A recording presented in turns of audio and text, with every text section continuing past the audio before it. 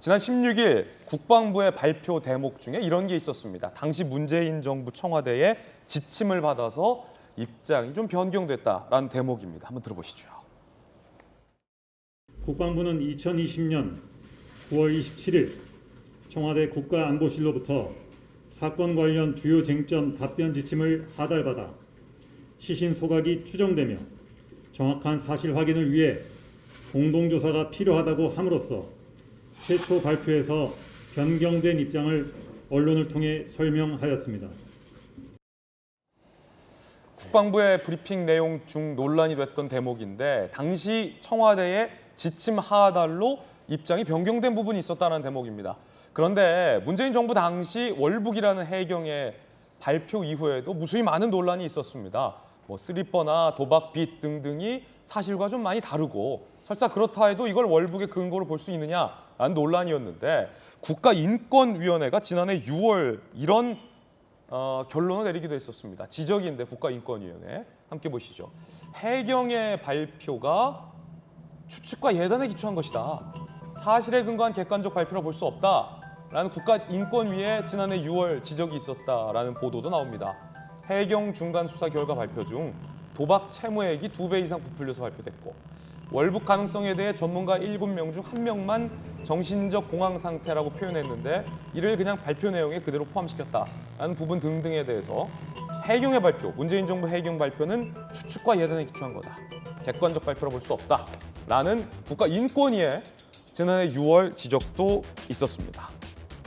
자, 여야 두 분께 다시 한번 질문 드릴 수밖에 없었는데 과연 문재인 정부의 월북 판단은 객관적이고 정확한 거였나? 아니면 월북 딱지였나? 조금 전에 나왔던 공황 상태라고 하는 내용들 얘기 들으셨겠지만 여러 전문가 중에 단 한 명만이 얘기했던 내용들을 바탕으로 국민 앞에 이 내용들을 밝혔던 점은 과연 정부가 온당하고 객관적인 상태로서 이 내용을 평가했는지를 바라보는 지표가 될 거라고 생각합니다. 저는 두 가지 내용들을 좀 상반되게 엇갈리고 있는 지점이 오히려 대한민국 국민들을 호도하고 있는 측면이 상당했다라고 볼 수 있는데요. 예. 첫 번째는 앞서 설명드렸던 것처럼 애당초 해경에서는 이 내용을 월북으로 확정적으로 보진 않았습니다. 그렇기 때문에 월북에 대한 여러 얘기들이 일부 나왔던 측면들이 있는 상황에서 잦은 월북 가능성을 배제할 수 없다고 했다가 그 다음 발표는 실종자는 월북한 것으로 판단하고 있다고 규정을 지어버립니다. 예. 그러니까 추정을 해야 될 것은 규정을 지었죠. 지금도 많은 사람들이 얘기하고 있는 게 손 변호사님을 비롯해서 월북이라고 확정적으로 얘기할 수 없다고 얘기하지 않습니까? 그럼 대한민국의 문재인 정부는 이걸 왜 월북이라고 규정졌습니까? 지금 유가족들 얘기를 하고 계신데요. 유가족 입장에서 문재인 정부의 월북자 딱지를 붙였던 판단 때문에 분노하고 정말 절망하고 좌절했던 목소리를 들으셨으면 유가족분들에 대한 언급들은 하지 않는 것이 좋겠다는 말씀을 이 자리를 빌어서 다시 한번 드립니다. 그렇기 때문에 다시금 이 정부에서 많은 사람들이 이 내용을 월북이라고 판단할 수 없다 이렇게 얘기를 하고 있기 때문에 그 내용을 있는 사실 그대로 진실을 돌려놓은 것 아니겠습니까? 예. 잘못 돌아간 진실을. 여러 가능성들이 있으니까 월북으로 확정질 수 없다는 아주 기초적이고 객관적이고 상식에 입각한 얘기를 하고 있는 것 아닙니까? 근데 그런 내용을 발표하는 것 자체가 유족들에게 아픔이 된다 등에 대한 얘기는 차마 저는 입에 담을 수 없는 얘기라고 생각을 하고요. 두 번째로 반드시 규정을 짓고 확정져야 되는 사실도 추정으로 바꿉니다.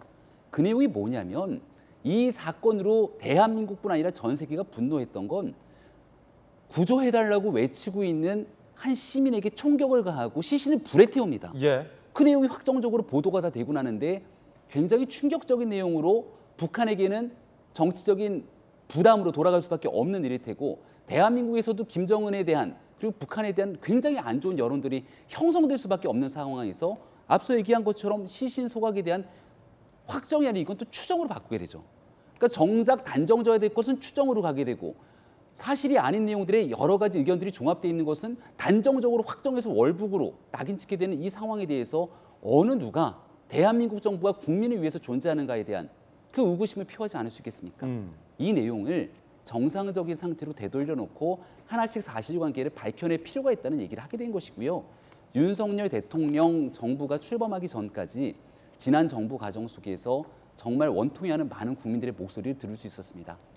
어느 국민 한 명도 나라, 정부로 인해서 억울함을 느끼는 그런 일들이 없어야 된다는 판단하에 잘못된 일들이 있다면 국민의 목소리를 듣기 노력하고 있는 것인데 이거 정쟁이라고 치부하는 것 자체가 유족에게 가하는 2차 가해라고 저는 생각합니다. 2차 가해다. 자, 민주당의 전재수 의원님. 네. 다시 한번 제가 말씀을 드리지만 희생된 우리 해수부 공무원 그리고 그 유가족분들 이분들의 아픔은 오롯이 그 아픔으로 받아들여야 된다라는 것을 대전제로 이제 말씀을 드립니다. 사실은 이제 이 사건이 생겼을 때 핵심 쟁점은 월북했냐 안 했냐 이것이 핵심 쟁점이 아니고 대한민국 국민이 북한군에 의해서 사망했다.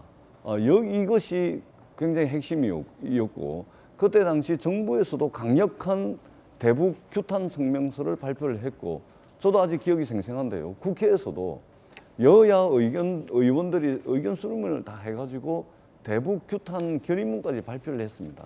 그리고 굉장히 이례적으로 북한 같은 경우는 통일전선부 명의로 그 통지문을 통해 가지고 직접 사과까지 했던 그런 사안이죠.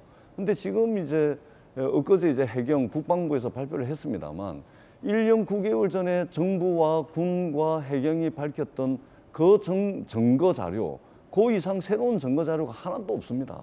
하나도 없는데 국방부가 발표를 합니다. 이것은 월북이라고 단정 짓기는 어렵다. 이렇게 발표를 합니다.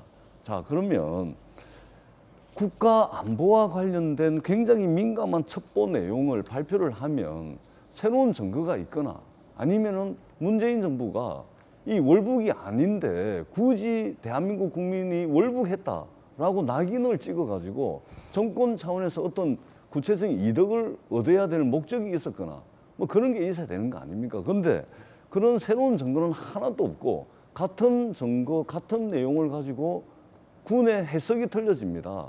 이래가지고 대한민국 군을 어떻게 국민들이 믿을 수가 있겠습니까? 그리고 지금 이 첩보 자산을 다 공개하라고 지금 집권 여당이 주장을 합니다. 어떻게 이런 주장을 할 수가 있겠습니까? 대한민국에 어떤 첩보기관이 북한의 어떤 기관을 감청을 해가지고 어떤 루트로 감청을 하고 어떤 주파수 영역대로 감청을 해가지고 월북의 가능성이 있다라는 것을 더 신빙성 있게 판단을 했는데 그걸 다 공개를 하라고 이야기를 하면 대한민국이 가지고 있는 대북 첩보 시스템을 다 공개하라는 이야기입니다. 이게 국가 안보에 맞는 일입니까? 대한민국의 국익을 보호하는 것입니까? 저는 집권 여당이 지금 물가 오르고 뭐 오만 것들이 지금 다 오르고 난리인데 이렇게 새로운 증거 하나도 없는 걸 가지고서 이렇게 정쟁을 일삼는 것은 이것이야말로 저는 피해자와 피해자 가족분들에게 2차 가해라고 저는 생각을 합니다. 다시 한번 제가 그때 당시에 합동참모본부의 작전본부장이 브리핑한 내용을 제가 그대로 읽어드리겠습니다. 그리고 이 내용은 대한민국 군의 판단이 아니고 대한민국 국군과 미군이 합동으로 연합정보자산에 근거해 한 첩보를 가지고 판단한 내용을 국민들께 브리핑한 겁니다. 제가 한번 읽어드리겠습니다. 간단합니다. 전 출처 정보 분석 결과 실종자가 구명조끼를 착용한 점, 지도선 이탈 시 본인의 신발을 유기한 점, 소형 부유물 이용을 하면서 월북 의사를 표명한 점, 해류를 잘 알고 있다는 점, 이런 정보 자산을 가지고 첩보를 판단하건대 월북이 100% 확실한 것은 아니지만 월북 시도 가능성이 있다라고 대한민국 합참은 판단을 한 겁니다. 여기서 더 새로운 증거가 나온 게 있습니까? 그렇지가 않지 않습니까?